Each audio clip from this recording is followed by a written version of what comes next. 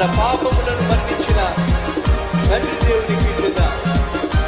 అందరం కలిసి మన పాపములను మన్నించిన తండ్రి దేవుని స్తుతించెదం.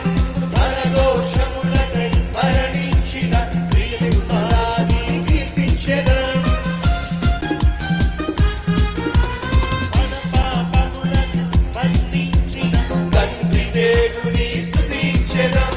మన దోషములకై మరణించిన ప్రియకుమారుని కీర్తించెదం.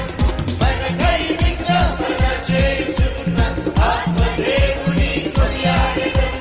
మనకై విజ్ఞాపన చేయుచున్న ఆత్మదేవుని కొనియాడెదం.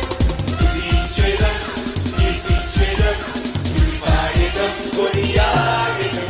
స్తుతించెదం, కీర్తించెదం, స్తుతిపాడెదం, కొనియాడెదం.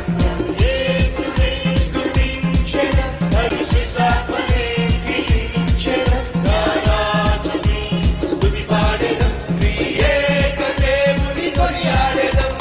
యేసునే స్తుతించెదం, పరిశుద్ధాత్మనే కీర్తించెదం. రారాజుని స్తుతిపాడెదం, త్రియేక దేవుని కొనియాడెదం.